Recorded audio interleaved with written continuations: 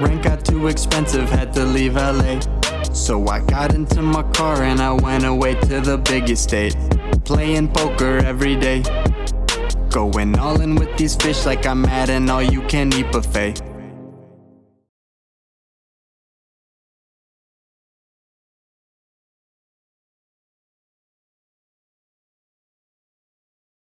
After the biggest win of our lives in the Resorts World 510 streets last night, we celebrate by getting Korean barbecue with Ethan. When the bill comes, we go full degen mode and play Crocodile Dentist to see who pays. I went top right yesterday, it was bad, so I'm gonna do it again. Damn it! Why did I go by that logic? Thank you. Here in the sports book, we're gonna go to the UNLV game, but stopped at Mandalay Bay for this 1-2. What did we just do, Ethan? Oh, we did something very smart. We're free rolling this game. Yep, automatic the whole W. experience paid for and a friendly sweat, but it's a lock. $100, UNLV plus 11. Ethan did the research. He's Asian, I trusted him. Reverse line movement, of course, in.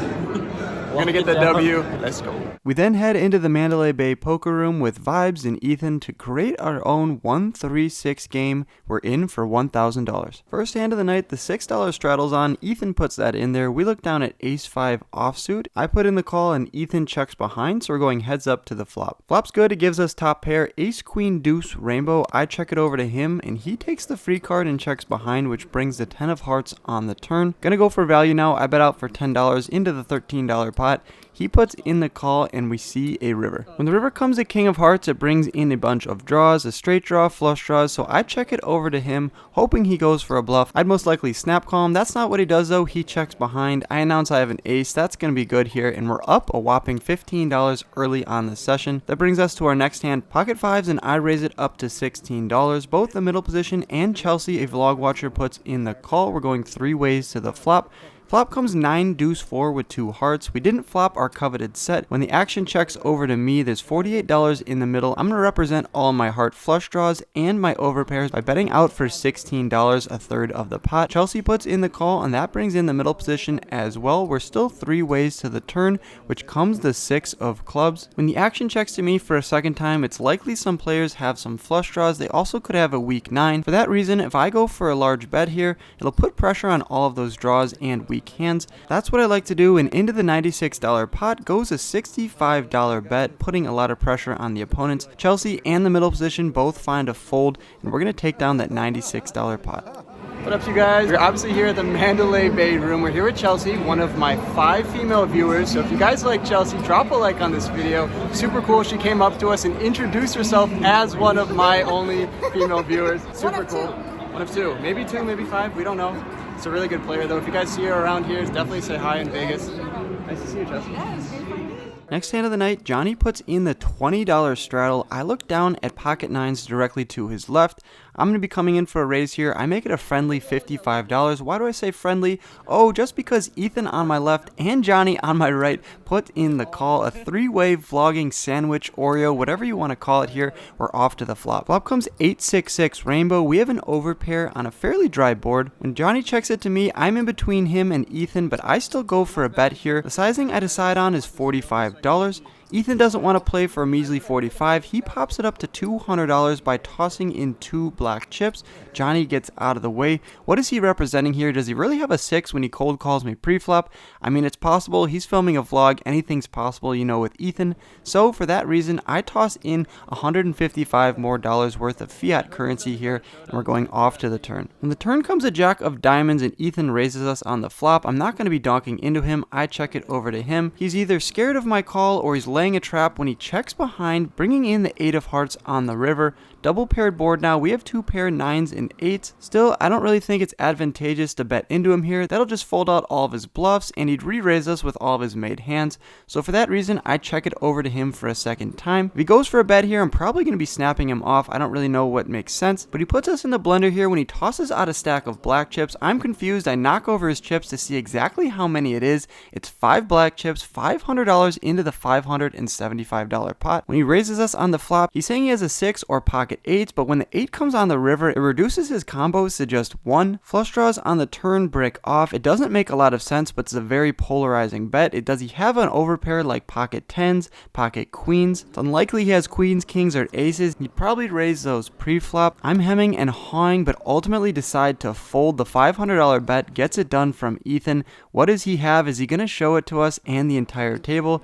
Yes, he does. He shows us king 4 of diamonds. Went for the crazy bluff on the flop. When I call, he checks behind, picking up the diamond draw on the turn, and then gets away with it on the river. Really disappointed with my play here. Don't blame you guys if you want to roast me down in the comments. You guys can head over to Ethan's video after this and see how he described this hand. Let's just say I'm not too happy about how it played out. What is up, you guys? Really quickly want to let you know I've been playing on Club GG. The link will be down below. Basically, Mariano, Rampage, Close to Broke, Lynn, JohnnieVibes, and myself all are partnered up and playing in this group. Got a 2K free roll, no limit hold'em this Thursday the 10th, and then next Thursday the big one, a 10K free roll. Don't even have to put anything into play. The link will be down below. Also 1, 2, 2, 4, 3, 6, 5, 10, and smaller games if you want to play. I've been in the streets. Let's jump back into the video. Let's go. Getting beat up by Ethan here. We pick up the Yannis, as JohnnieVibes would say. We're in the $6 straddle, and Chelsea puts in the call. Action's back over to me. Not going to be playing for $6, especially when I just lost that decent sized pot. So I raise it up to 25, and she puts in the call. We're going heads up to the flop. 54 out there. The flop comes ace jack 4. Bang, we flop middle set. Pretty great board for us, so I go for a c-bet of $20. Action's on Chelsea, and she's not obliging. She finds a fold. Pretty disappointing to flop a set there, but we're on to our next hand, our favorite hand, pocket 7s, and we're in the hijack. The $15 straddles on, and one call over to me. I pop it up to $50. Both the players find a call, so we're going 3 ways to the flop. Looking to flop back-to-back sets, but that's not what comes. Queen 8-3 is the board that we have to work with here. No worries though, I go for a c-bet of $50, and that gets the job done when both players find a fold. It's guerrilla warfare poker here, raising and taking. Maybe didn't have the best hand there. Either way though, we're rewarded with the $154 pot.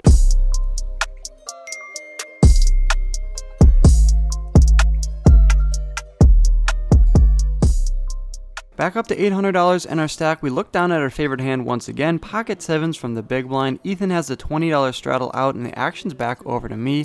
I pop him up to $55, and he puts in the $35 more. What does that mean? We're going heads up, out of position to the flop against our favorite poker vlogger. Queen 3 deuce all diamonds is the board. We have the 7 of diamonds in our hand, but it's monotone, so I like to start with a check. That's what I do, and Ethan decides to check behind. 111 in the pot, and the turn comes a 10 of clubs. 2 overs and 3 diamonds on the board. I check it again, and Ethan checks behind. Pretty boring hand so far, but the 5 of clubs peels off on the river. When I check it over to Ethan for a third time, he smells weakness, and he bets out for $35. I'm done folding to him. He bluffed me once, not going to be twice in the session. I put in the call.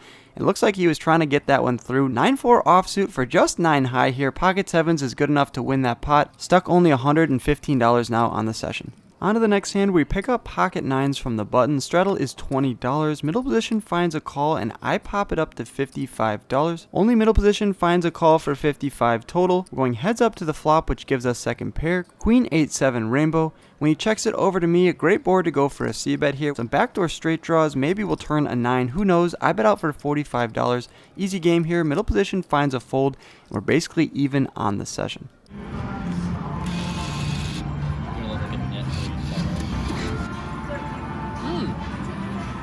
Okay, just go for the flush. Go for the flush? Just go for the flush. No, hold on. Spade.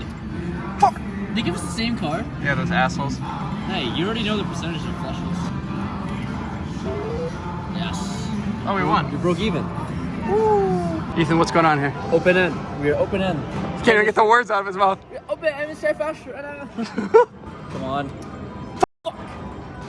Pocket pairs galore. We look down at pocket queens now from the cutoff. The 20 straddle is still on. One caller over to me, pretty much a duplicate of the last hand. I make it 65 this time. 65 is a good price for both opponents. They put in the call, and we're off to the flop, which comes ace jack 10 rainbow. We have a gutter to Broadway, and the action checks over to me. I'm going to represent all the good hands in my range, like pocket 10s, pocket jacks, ace jack, pocket aces, things of that nature, so I lead out for $50. The straddler now goes for the check raise to $150, and that scares middle position out of the way. Does that scare me though? Nope. I toss in $100 and we're off to the turn looking for a king or a queen. That's not what comes though. It comes the 8 of spades. The straddler doesn't slow down now. There's 499 in the middle and he bets out for 320. The gig's up. Pocket queens definitely can't be good here with an ace high board. He's betting twice into us. I'm gonna muck my cards and he's gonna take down that $499 pot. Next hand, ace jack, and I pop it up to $17. We get 3 callers. We're going 4 ways to the flop in a $78 pot, which gives us top pair.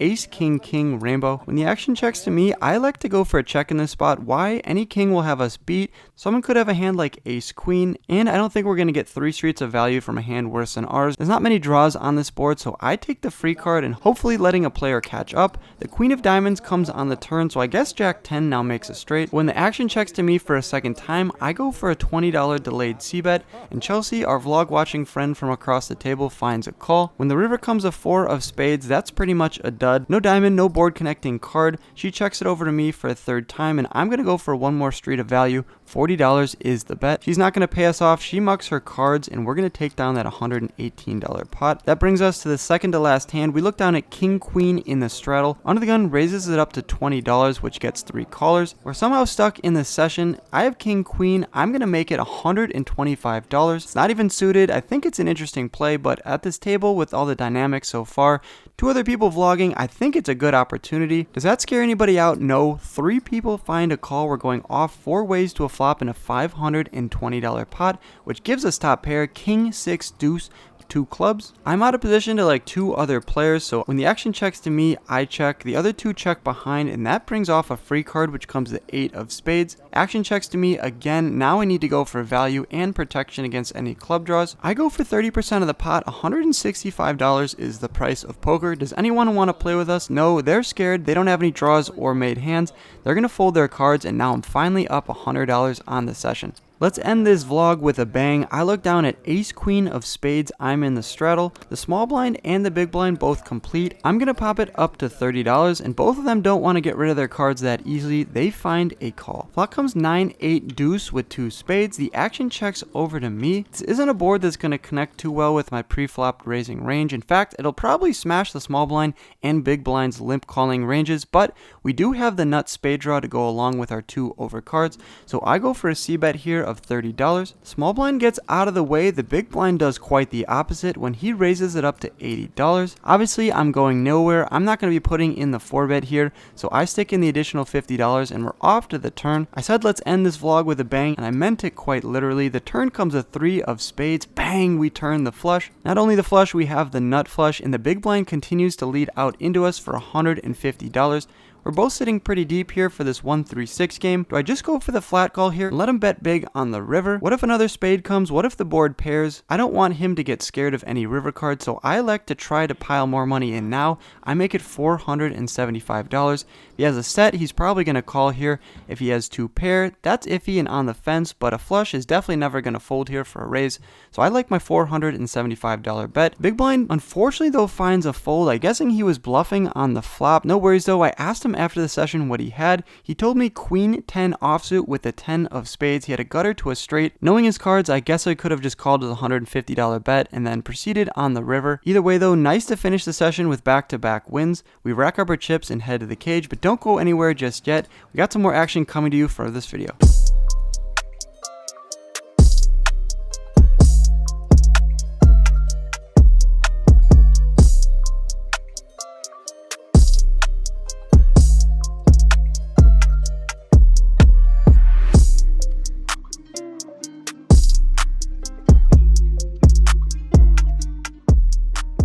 All right, you guys, wrapping up the session from Allegiant Stadium here in Las Vegas. Let's go! Oh!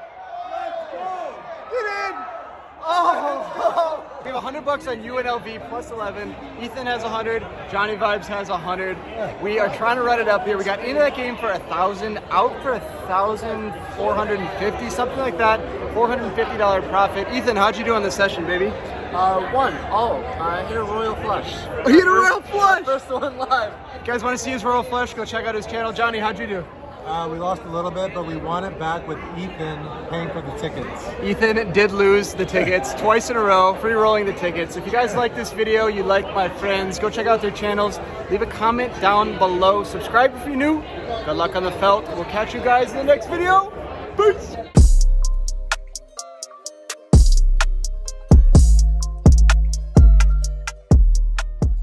Thanks for watching to the end of my video. Click my head below to subscribe and stay in the loop. See you next time.